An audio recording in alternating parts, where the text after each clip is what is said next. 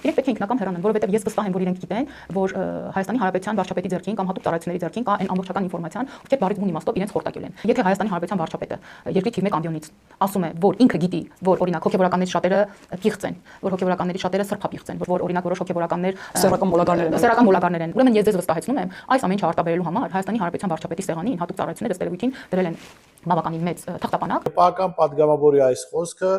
հանցագործության մասին հաղորդում է ինքնախոստովանական ցուցմունք է։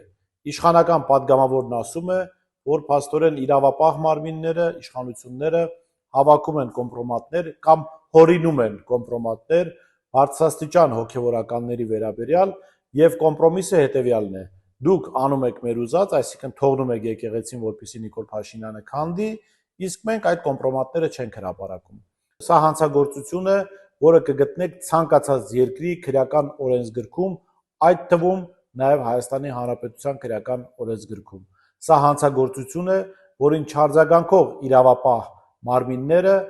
դառնալու են հանցակից եւ ապագայում վստահաբար պատասխանատվության են ենթարկվելու։ Այս ամենը խոսում է մեկ այլ բանի մասին եւս։ Իշխանությունները կեղծում են, երբ հայտարարում են, թե պայքարում են այսպես ասած առատավոր բարքերի դեմ։ Կպական պատգամավորի բերանով, եթե հավատանք, որ իրենց պնդումը իրականություն է, իրենք առաջարկում են առատավոր բարքեր ունեցողներին, ենթադրյալ ունեցողներին գործարքի գնալ, կատարել իրենց ցանկացածը, իսկ իրենք կմոռանան կամ մի կողմ կդնեն այդ կոմպրոմատները։ Սա եւս հանցագործություն է,